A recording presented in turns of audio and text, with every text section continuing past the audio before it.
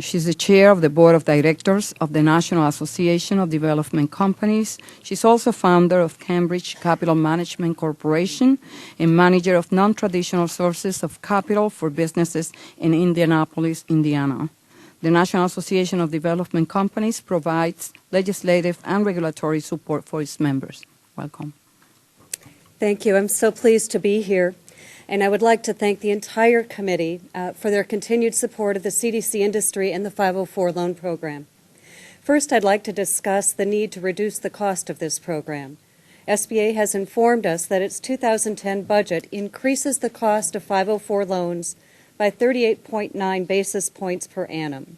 And this is due to at least two factors in the SBA's econometric subsidy model, the national unemployment rate and the forecast of the 504 default rate. With both of these factors being impacted by the current recession and their real effect expected to be short-lived, we ask the committee to consider requesting an appropriation sufficient to offset this fee increase for the next 2 years as small businesses return to a growth mode and improve their cash flow. This request needs immediate attention in order to negate the impact of this fee increase on our borrowers for fiscal 2010. It is inconsistent in this economy to offer small businesses fee relief through the stimulus bill in February of 2009 and turn around and increase their cost of borrowing in October of that same year. Second, we need to reach out to more small businesses. Our industry thanks the small business committees for their leadership role in adding key programs to the stimulus bill earlier this year that are beginning to impact capital access and job creation. However, we believe that more should be done quickly to have added impact. Even as SBA works to implement new programs and fee reductions created in the stimulus bill, the loan eligibility and underwriting criteria to maximize the effectiveness of these programs are drifting toward more conservative and restrictive interpretations.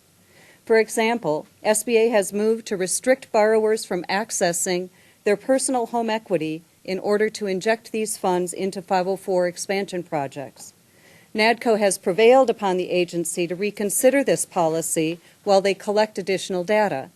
We're hopeful that when SBA completes this analysis, they will again allow business owners to inject capital in any way possible.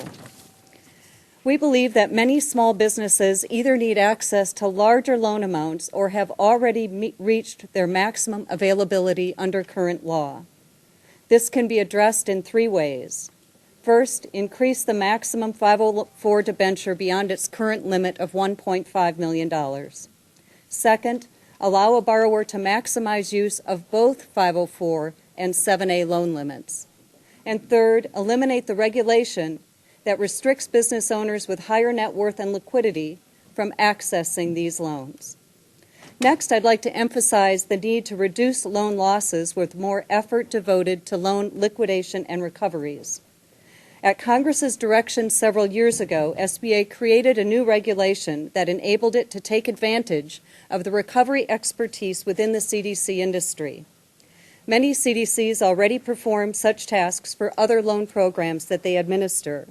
They have simply not been given the ability and the freedom by SBA to do this on a broad scale for their 504 loans. NADCO believes that losses can be reduced if CDCs are actively engaged in the loan recovery process. This will require cooperation with, rather than dictation from, SBA liquidation staff. Further, NADCO proposes that SBA use its loan servicing contractor to speed up collection and payments for defaulted loans, and we ask that this accounting information be made available to CDCs to assist them in their recovery efforts. Can you imagine trying to collect a loan without being able to tell the borrower what the balance is? Or in today's electronic age, not being able to have a borrower wire a payment or send an ACH payment on a defaulted loan? The SBA loan programs are over 20 years old, and an environment of restrictive and overbearing regulations has evolved within the agency.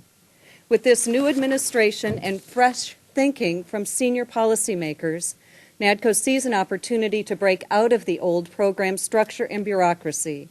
We see the chance to work with this new leadership team and with the new Congress to expand program benefits to more borrowers.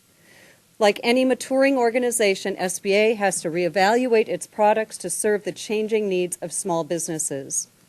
NADCO urges Congress to collaborate with the new SBA management and with far-sighted, market-driven lenders to create the financing and economic development programs so vital to America's future.